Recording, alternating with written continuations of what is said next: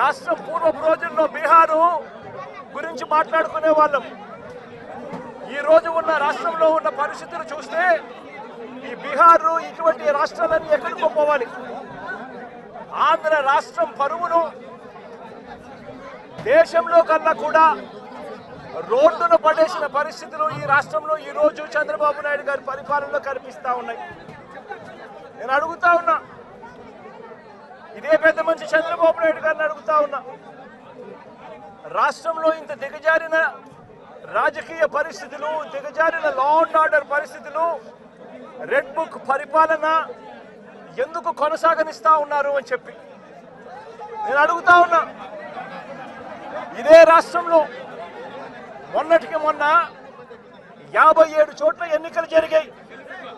ఈ 57 చోట్లకు జడ్పీ చైర్మన్లు ఎన్నుకునే కార్యక్రమం కానీ, ఎంపీపీ వైస్ ఎంపీపీలను ఎన్నుకునే కార్యక్రమం కానీ, కోఆప్షన్ సభ్యులను ఎన్నుకునే కార్యక్రమాలు కానీ, ఉప సర్పంచ్ ఎన్నుకునే కార్యక్రమాలు కానీ, వీటి అన్నింటిలోనూ కూడా 57 చోట్ల రాష్ట్రంలో ఎన్నికలు జరిగితే 7 చోట్ల చంద్రబాబు నాయుడు గారికి వాతావరణం సరిగ్గా లేదు అని, తాను గెలిచే పరిస్థితి ఎక్కడా కూడా కనిపించడం లేదు అని, ప్రలోభాలు పెట్టడానికి ఇంకా సమయం కావాలి అని ఏకంగా 7 చోట్ల ఎన్నికలు చంద్రబాబు నాయుడు గారు పోస్ట్పోన్ చేయించారు.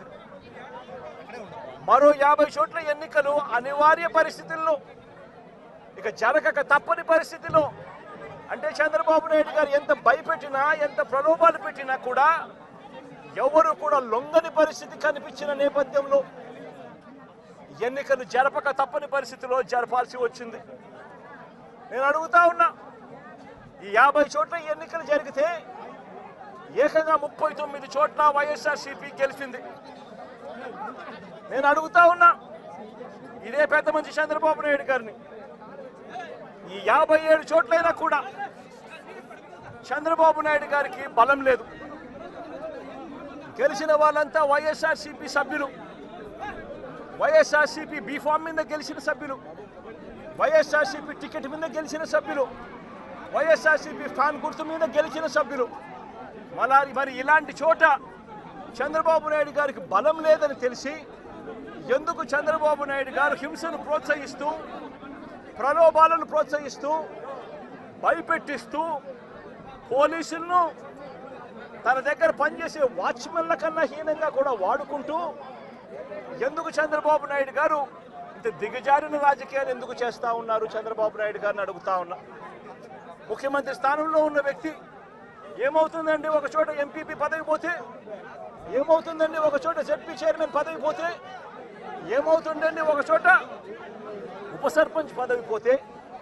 నేను అడుగుతా ఉన్నా ఇదే పెద్ద మంచి చంద్రబాబు నాయుడు గారి ముఖ్యమంత్రి కాబట్టి, అధికారంలో ఆయన ఉన్నాడు కాబట్టి, రాష్ట్రంలో ఏ పదవైనా కూడా తనకు బలం లేకపోయినా కూడా, తనకు సంఖ్యాబలం లేకపోయినా కూడా, తాను ముఖ్యమంత్రి అన్న అహంకారంతో ఏ పదవైనా కూడా నాకే కావాలి, ఏ పదవైనా కూడా నేను దౌర్జన్యం చేస్తాను అని చెప్పి లా అండ్ ఆర్డర్ను పూర్తిగా నాశనం చేసిన పరిస్థితుల మధ్య ఈరోజు రాష్ట్రంలో పరిపాలన సాగుతూ ఉంది.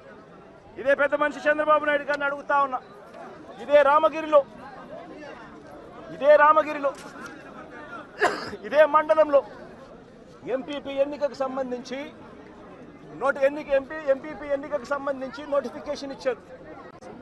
10 మంది ఎంపీటీసీ సభ్యులకు గాను ఇక్కడ వైఎస్ఆర్సీపీ 9 మందిని గెలిచింది.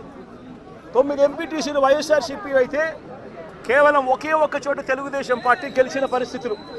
మరి నేను అడుగుతా ఉన్నా, మరి ఇక్కడ ఎంపీపీ స్థానానికి ఎన్నిక నోటిఫికేషన్ జారీ అయితే 9 సభ్యులున్న వైఎస్ఆర్సీపీకి రావాలన్నా, ఒకే ఒక్క సభ్యుడు గెలిచిన తెలుగుదేశం పార్టీకి రావాలన్నా?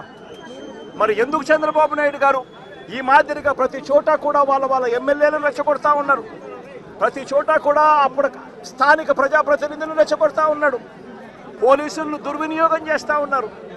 చేసి చివరికి ఏం జరిగింది? ఇక్కడ 9 మంది ఇక్కడ వైఎస్ఆర్సీపీకి సంబంధించిన సభ్యులు ఉంటే చంద్రబాబు నాయుడు గారు ప్రలోభాలు పెట్టే కార్యక్రమం, చంద్రబాబు నాయుడు గారు భయపెట్టే కార్యక్రమాలు జరుగుతూ ఉన్న నేపథ్యంలో వీళ్ళంతా కూడా కోర్టుకు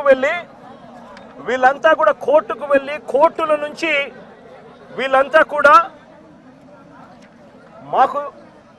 మాకు ప్రాణహాని ఉంది, ఎంపీపీ ఎలక్షన్లలో మేము పార్టిసిపేట్ చేయాలి అని అంటే మాకు ఇబ్బందికర పరిస్థితులు ఉన్నాయి అని చెప్తే కోర్టు అక్షింతలు వేసి పోలీస్ ప్రొటెక్షన్తో ఈ ఎన్నిక జరిపించండి అని చెప్పి కోర్టు ఆదేశాలు ఇస్తే కోర్టు ఆదేశాలతో 8 మంది కోర్టు ఆదేశాలతో ఎంపీటీసీలను తీసుకొని వస్తూ ఉంటే మధ్యలో పోలీసులు ప్రొటెక్షన్ తీసుకొని పోలీస్ ప్రొటెక్షన్తో వీళ్ళంతా కూడా ఇక్కడికి వచ్చి ఓటు వేయాల్సిన పరిస్థితుల్లో పోలీసులు ఏం చేశారు, తీసుకొని వచ్చి వీళ్ళందరినీ కూడా మధ్యలో రామగిరి ఎస్ఐ సుధాకర్, ఈ రామగిరి ఎస్ఐ మధ్యలో ఈ సుధాకర్ అనేవాడు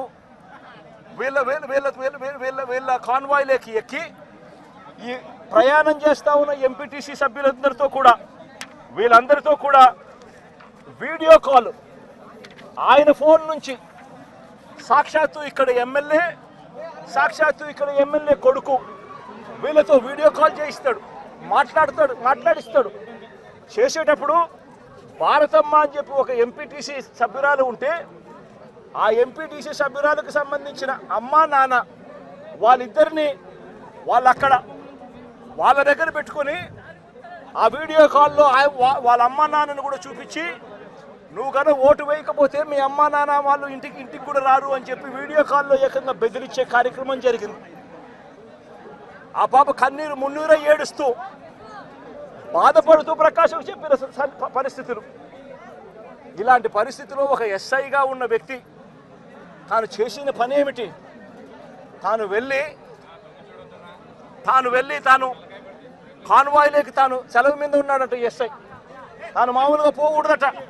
అలాంటి రామగిరి ఎస్ఐ ఎంటర్ అయ్యి వీడియో కాల్ పెట్టి వీళ్ళందరినీ కూడా భయపడించి ప్రలోభాలు పెట్టి చేసే కార్యక్రమాలు చేశారు.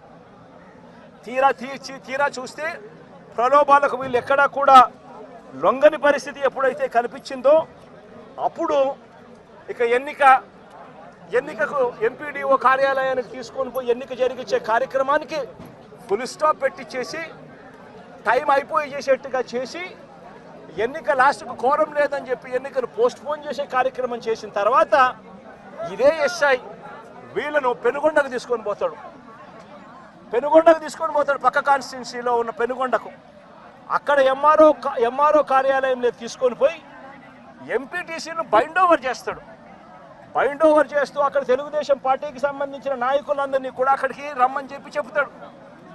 అదే సమయంలో అక్కడికి వెళ్ళి ప్రకాష్, మా ఉషమ్మ వీళ్ళిద్దరూ పెనుగొండ నియోజకవర్గంలో ఏం జరుగుతూ ఉంది అని చెప్పి వీళ్ళిద్దరూ అక్కడికి వెళ్ళి మా పార్టీకి సంబంధించిన అంటే ఈయన తనకు సంబంధించిన ఎంపీటీసీలు, మా పార్టీకి సంబంధించిన ఎంపీటీసీలు మీరు నిర్బంధిస్తే ఆ ఎంపీటీసీలకు మద్దతుగా వీళ్ళు అక్కడికి వెళ్ళి ఆ ఎంపీటీసీలను వీళ్ళు తీసుకొచ్చుకునే కార్యక్రమాలు చేస్తే వీళ్ళిద్దరి మీద కేసులు. నేను అడుగుతా ఉన్నా, ఏం తప్పు చేసినారని చెప్పి వీళ్ళిద్దరి మీద కేసులు పెడతా ఉన్నారు. వీళ్ళేమైనా తెలుగుదేశం పార్టీకి సంబంధించిన ఎంపీటీసీలను ఏమన్నా తీసుకొస్తే కార్యక్రమానికి చేస్తున్నారా?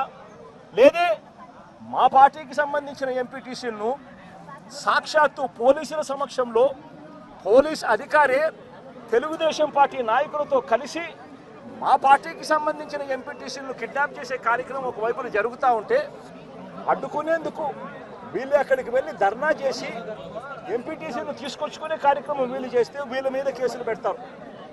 మరోవైపున ఇటువంటి ఘటనలలో ఇటువంటి రామగిరి మండలంలో